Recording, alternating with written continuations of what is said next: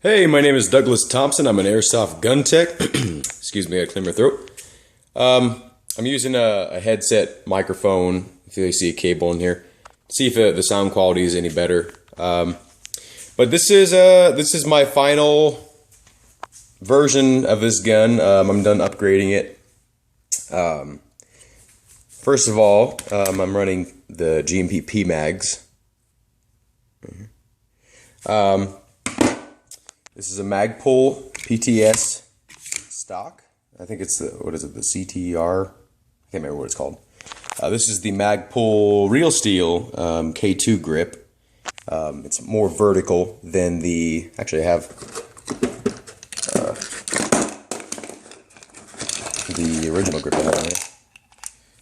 Okay, so that's, if you look at the angle, that's what it would be. That's what it is. What it is. I got the 10-inch barrel on here. So if you look at it, 10-inch barrel. And then I got a Sound Hog on here. This is made by Noveski. It's a ZX3. This is the Magpul AFG version 1. And I had to modify a little bit to accept a different screw because I lost the original screw. I shortened the rail. The rail used to come out to, I think, around here. It was off of a DMR platform, so I just kind of made it more CQB friendly. These are Magpul backup sights right here. This is an Aimpoint replica Micro T1. It's also got a built-in kill flash that you can unscrew. It's pretty cool, and it's got a quick detach mount and the riser built in. It's got a CNC steel forward assist. It's got a steel anti-rotation pins, steel magazine catch, and it's also ambidextrous, so you can use it on both sides. There's a button on there, and then this side. Steel bolt catch. This is the only thing that is not steel, and this is intentionally not steel. I have two steel ones as well. I'm a little bit stuffed up today. But I modified this, I'll show you in a second, to only fire semi-automatic.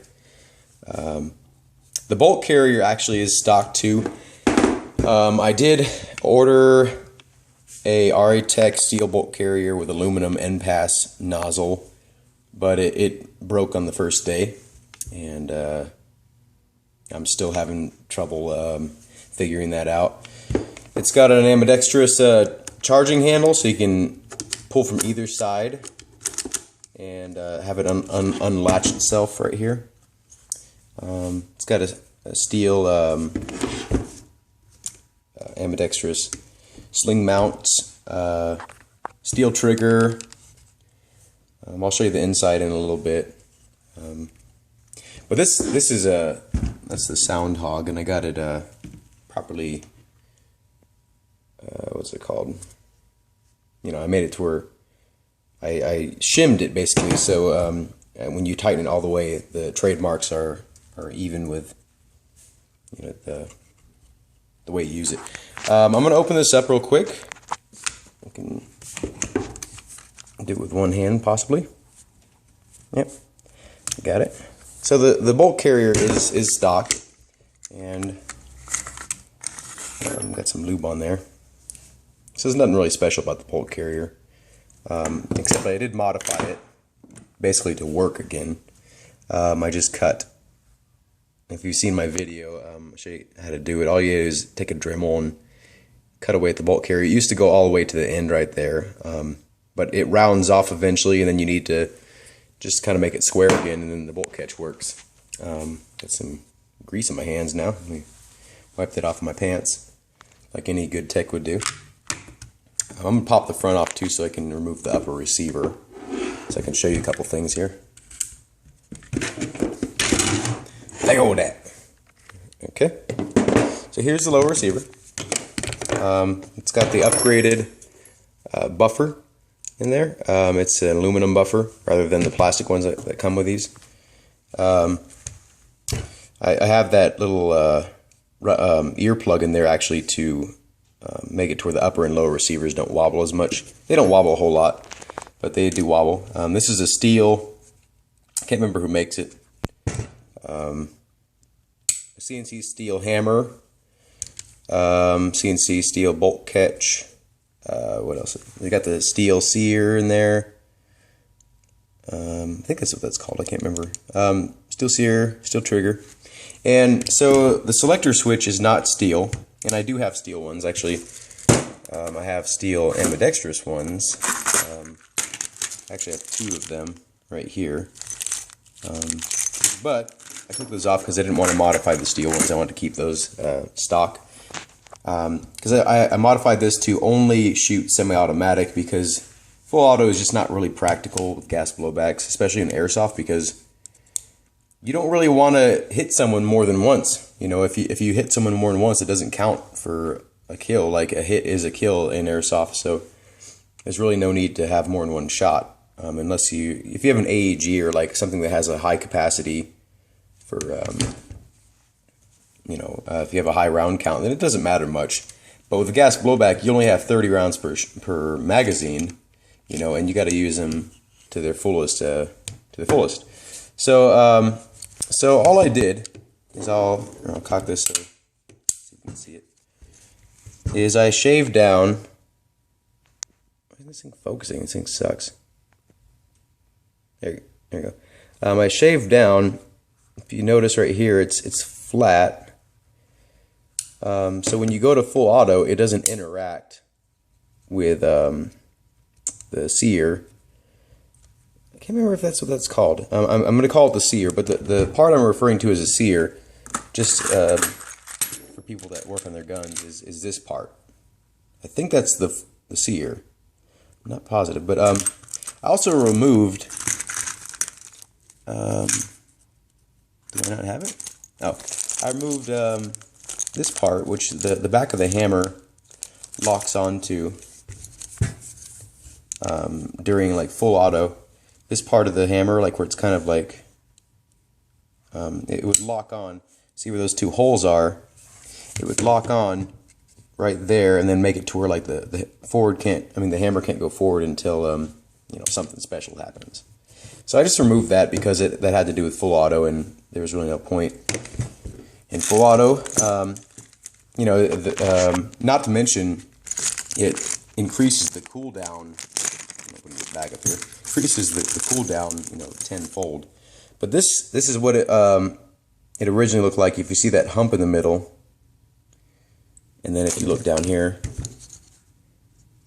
that hump has been removed. That's all I did. And it's a simple Dremel thing.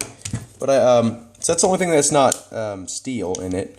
I would magnet test everything, but there's no point because I have a feeling you'd trust me because there's no reason I'd lie about that.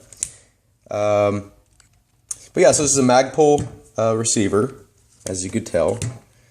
It's definitely used, but I really like it. It's got pretty cool trademarks. I don't think they're even based in Boulder, Colorado anymore because of all the gun politics going on and people saying you can't have high capacity magazines and all that good stuff. I think they moved out of Colorado. I can't remember exactly if they did or didn't or where, but I think they did move. But this is the lower receiver, and I'm very pleased with it. I've had no issues with it whatsoever. I brought it out some games a little while ago, and it worked flawlessly. Here's the upper receiver. It's got a CNC steel hop-up chamber. The star chamber. I don't think the hop-up unit itself is steel, if I remember correctly. There's an RA Tech 6.01 inner barrel, and it comes to about right here. I bought it damaged a little bit, but I straightened it back out. Not like straightened it out, like bent it or anything, but the crown was messed up. I fixed it, and it shoots great and super accurate. I was shooting well over, I can't even, probably like 400 feet, straight as an arrow, and actually there's no hop-up bucking because it's actually torn. I don't know if you can see it, but it's torn off completely. I don't even know how the BBs stay in there, but they do. Yeah, so I'm really happy with this gun. Shoots super far, super straight. I use .28s as well. Right now it's chronoing, what is it chronoing? 390 with .28s. So that would translate to about I can't remember the math, but like 440, 450, something like that. So yeah, like it's shooting pretty hot. With .28s, I use Elite Force biodegradable .28s exclusively. Give you 5,000 rounds for a pretty decent price. I think that's really all I have to go over with the gun. Oh man, I gotta really stop saying. Anyway, yeah. So I cut the rail. If you can look right here, I did spray paint it, so you know, some of the spray paint's wearing off, but you know, the metal wears down in certain areas anyway, like depending on how much you make contact with it with other things. It actually, like in real life, it doesn't look that bad, and I've had a lot of compliments on it, and I rounded off the edges and stuff with 220 grit sandpaper. And I do want to install this thing because this rail system. Let me get it real quick. This rail system used to be on the gun, but I changed the upper receiver because the upper receiver originally was kind of worn and it was all wobbly. But this is the rail system that used to be on it, and I really would prefer this, even though it is much heavier than this rail system. I don't know why it's so much heavier. I guess maybe it's higher quality metal, maybe it's lower quality metal. I don't know. But it really looks good on the gun. You can kind of see what it would look like, and it sits right up against the upper receiver rather than having this gap right here. But the problem with it is the hop-up. I am going to fix the hop-up rubber. I do have a hop-up rubber for this gun. It's actually in the shop somewhere. I can't remember where it is, but I am going to replace it eventually. But for now, it doesn't need it, and so yeah, I will eventually replace it. But you know, if I want to adjust the hop up, let's say that the bucking was not torn, I just unscrew this by hand. Unscrew this not flash hider. I guess it is considered a flash hider still. It's actually a Loudner though. Airsoft terms. Unscrew this. I can slide off the rail system, and the hop up adjustment wheel, just like on this barrel right here, would sit right there underneath. So it would be like that. So as soon as I unscrew this ring right here, I'm not flipping you off, this ring, I have access to that little wheel on the hop up unit, and I can adjust it. So it's pretty convenient. So I'm actually thinking about keeping it. I'm thinking about selling this rail system. It's a, what is it, PWS? Yeah, primary weapons system. And it's threaded for I think real steel threads, if I remember correctly. So that's also one of the issues, is this upper receiver is I think AEG threads. That's why I actually ultimately chose this one, but I am warming up to it, you know. But this one does look badass. I really do like the look of this. But if you're interested in this, I don't know, shoot me an offer, and I might say yes, I might say no. Can't hurt. But yeah, so that's the gun, and hope you've enjoyed the little overview. And I'm not really planning on upgrading this any more than what it is. It's a really functional, reliable gun. The base gun, in case I didn't tell you, is a GMP walk. The base gun was, I think, originally a walk. I don't know, it was one of those walks that you build from the ground up. It was a kit. And, but then, you know, the Magpul Receiver was added. I used to have the Magpul Upper Receiver too, but actually this is if you remember my unboxing, this is actually the Skull Frog Upper, because it was newer, and I liked that it had like sort of a flatter finish than the shinier finish on this. You notice it's a little bit different. So yeah, that's the gun, and if you have any questions, feel free to ask. It's a really cool gun, and I do highly recommend GMP products. They definitely need some upgrading, but after you finished upgrading them, they're great guns, and I'll be keeping this for as long as it works.